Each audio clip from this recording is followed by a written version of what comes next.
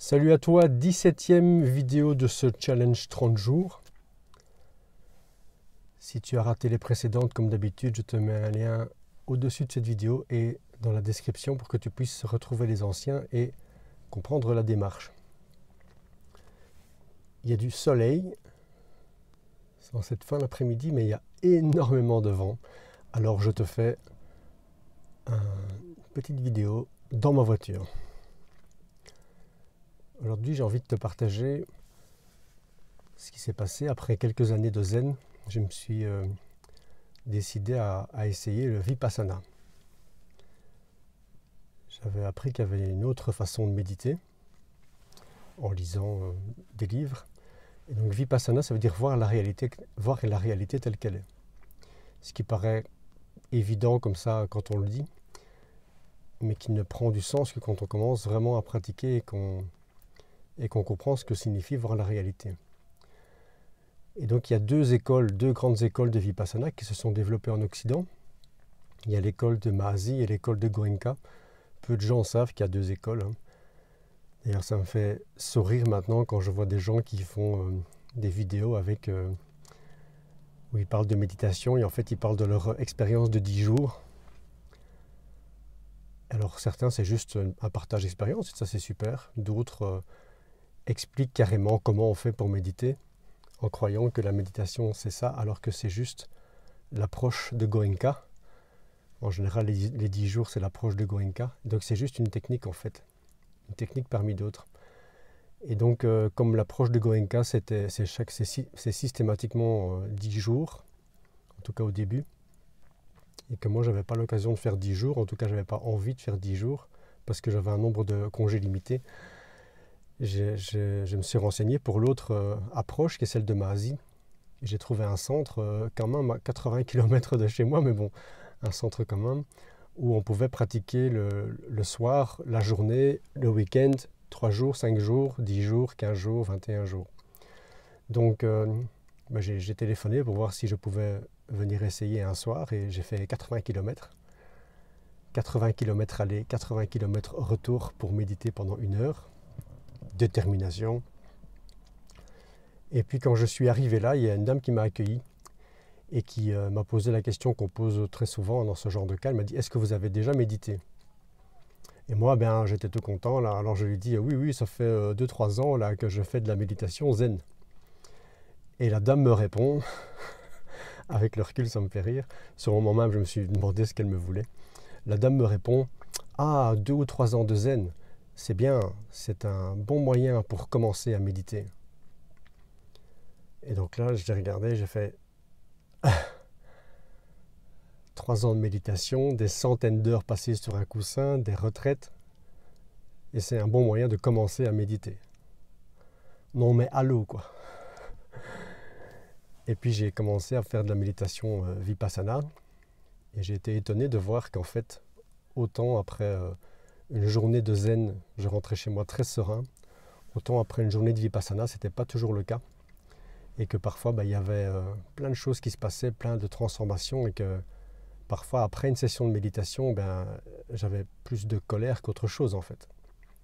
Donc, je n'ai pas très bien compris pourquoi au début, avant de à nouveau me renseigner par moi-même, puisque quand j'ai posé les questions à différentes personnes supposées m'aider, on m'a répondu toujours la même chose, la pratique c'est toute une vie, et quand tu auras pratiqué depuis 20 ans, tu verras, et au fur et à mesure des années, les réponses viennent.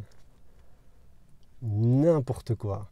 On est en 2020, ok, c'est fini quoi. On n'a plus besoin de méditer 30 ans pour commencer à voir quelque chose qui se passe. J'ai des jeunes filles de 16 ans qui sont venues méditer avec moi et qui ont vu des choses à 16 ans sans jamais avoir médité avant. Qu'avant, il fallait des années pour le voir. On est en 2020, c'est fini. Le bon temps où on passait toute sa vie dans un temple, c'est terminé. Donc j'ai compris... Enfin, je pense avoir compris, de nouveau, je précise que ce n'est que ma vision des choses, je te la partage, tu en fais ce que tu veux, mais j'ai compris qu'en fait, le Vipassana, c'est le premier enseignement du Bouddha, en fait.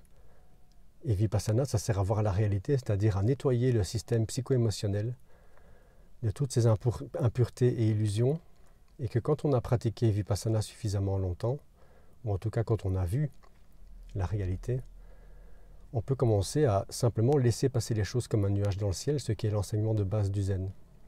Donc en fait, je me suis rendu compte que commencer par le zen, c'est peut-être pas la meilleure solution en fait. Parce que laisser passer les choses comme un nuage dans le ciel, c'est quelque chose qui se fait absolument automatiquement et naturellement quand on pratique déjà depuis quelques années. Parce que ce qu'on laisse passer comme un nuage dans le ciel, on a compris ce que c'était. Si on ne pratique pas Vipassana avant, et ça a été mon cas, et c'est pour ça que j'ai tant souffert, notamment à la première retraite que j'ai faite, c'est qu'en fait on ne développe pas une compréhension, on développe une résistance en fait. On essaie de tout laisser passer comme un nuage dans le ciel en restant le plus figé possible et en essayant de rien faire avec ce qui se passe. Mais la question, c'est pas de laisser passer ce qui se passe, la question c'est de voir la réalité de ce qui se passe. Qu'est-ce qui passe? C'est quoi une douleur? C'est quoi une émotion? C'est quoi une pensée? Et ça, c'est Vipassana. Donc voilà, si un jour tu veux commencer la méditation, je t'invite à commencer par Vipassana.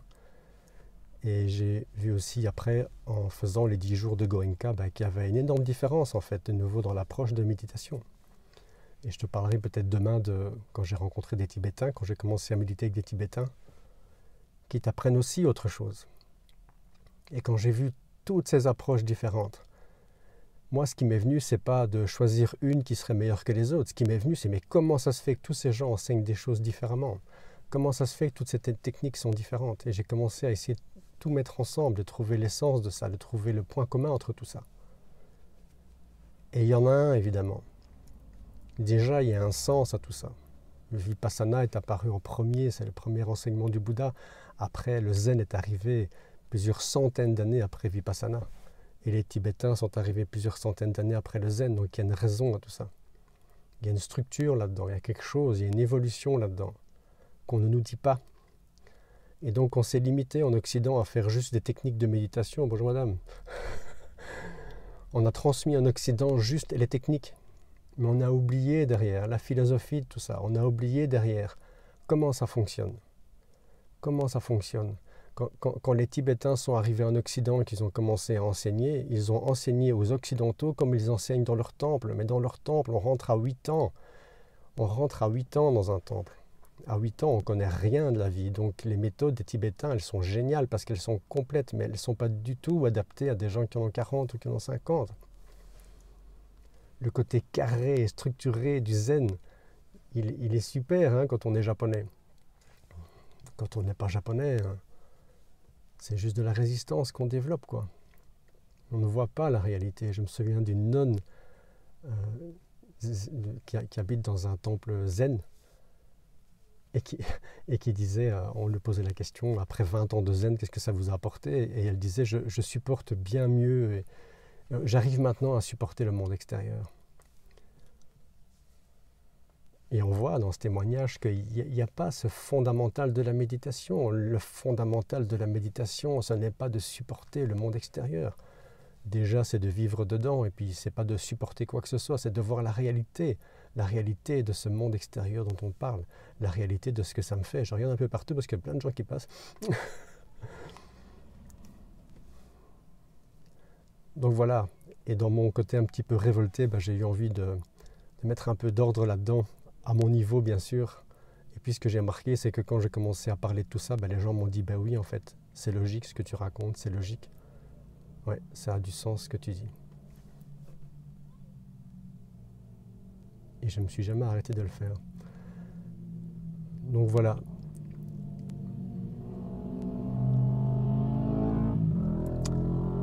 Je te laisse pour aujourd'hui. Tu sais, il y a un truc qui a changé. En fait, les premières vidéos que je faisais 2 prises, parfois 3. Après, j'en ai fait 2 et maintenant, j'en fais qu'une. Il y a un truc qui se pose, c'est bien. C'est bien. Je te laisse et on se voit peut-être demain si ma démarche continue à t'intéresser. À demain.